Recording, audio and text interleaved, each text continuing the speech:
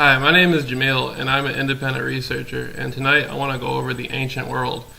Before we get into the ancient world, I want to go a little bit over the spiritual world, which dominated the minds of the people in the ancient world. And to further get into the spiritual world, you have to realize its relationship with the material world. Now, in the spiritual world, a spirit can last 50,000 years, 100 years, a million years, 10 million years. Linear time has no real basis in the spiritual world, what science calls in modern times hyperspace. People call it the astral realm, the etheric realm. Anyhow, so a spirit is in the spiritual realm. It comes into the body of a human or an animal, inhabits that space for 100 years or 50 years or 10 years or 10 seconds, then it moves back into the spiritual world.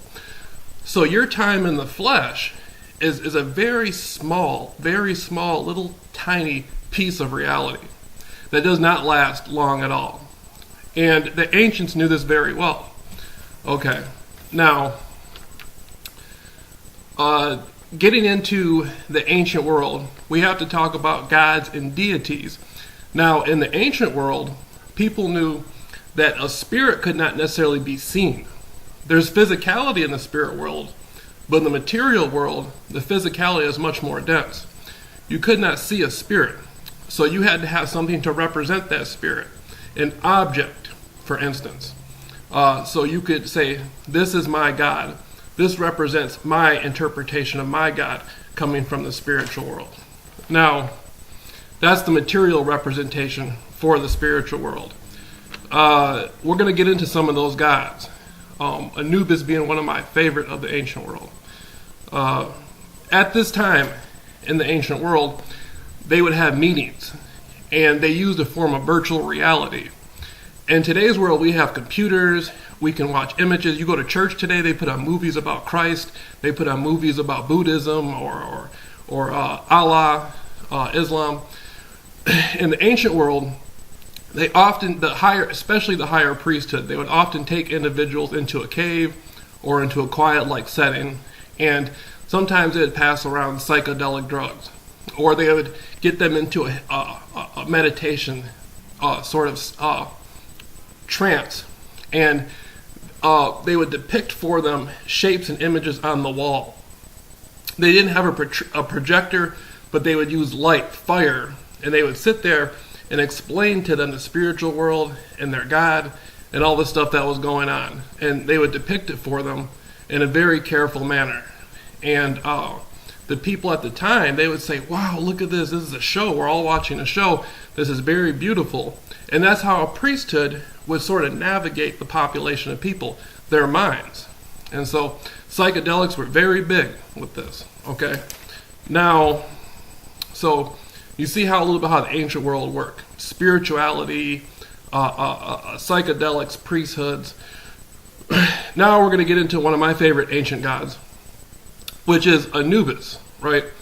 And Hermanubis is an ancient god I'm very fascinated with, which was the representation of Anubis and Hermes for the Romans. Hermanubis. Now, Anubis was considered the guardian of the mysteries in ancient Egypt, and a lot of people actually believe the Sphinx was a representation of Anubis and not a lion or a large cat. Now, Anubis represented the afterlife, the ability to bring people to the afterlife behind the veil and bring them back, if that was his choice. Now, Hermanubis is the representation of Anubis again with Hermes and the caduceus. Now, the caduceus is very interesting. You're talking about the staff with the serpents, the two serpents, and each serpent represented life and death, a yin and yang. In ancient Egypt, serpents were very powerful in representation. They had the ability to take your life. If you get bit by a snake out in that desert or out in that tropical land in ancient Egypt, you were in a lot of trouble. The only way to get yourself out of that trouble was to use the venom as an anti-venom. So the symbol of the caduceus represented one part of the serpent's head, which had the power to bite you and take your life, and the other part of the serpent's head through the anti-venom, which had the power to save your life. So the caduceus represented life and death. Then with the wings on Hermanubis, you can see how the wings represent the ability to come and go from the afterlife. So Anubis was a big deal in the ancient world for the Egyptians, coming in for the Romans, Hermanubis, and the Greeks and the Romans spent a lot of time in Egypt. Egypt was a school of mysteries and learning.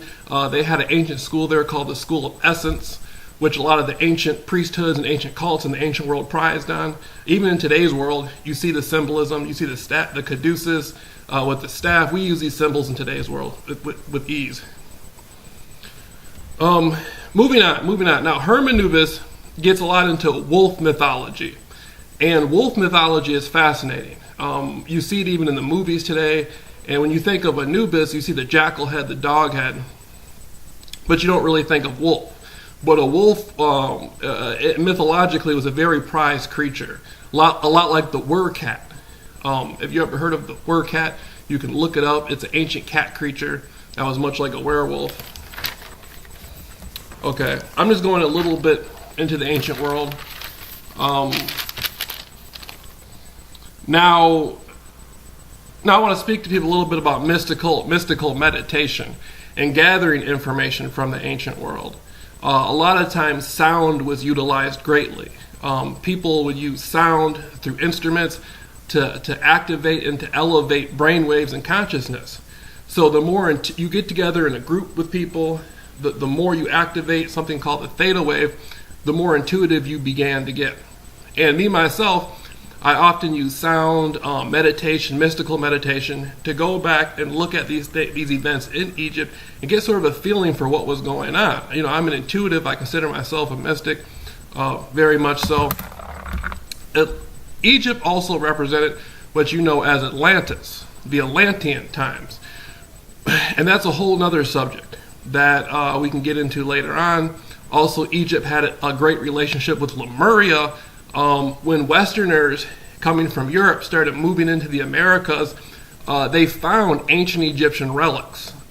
They found Assyrian tablets along with Egyptian tablets. So then we can look again to the pharaohs in Egypt, which often they found cocaine in their nostrils. And so a lot of people think the Egyptians were consolidated in Egypt. That's not true. The Egyptians were well known around the world to the American Indian, to many other cultures.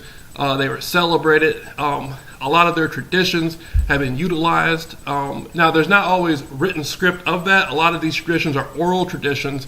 And if a language disappears, then the tradition that's orally presented disappears.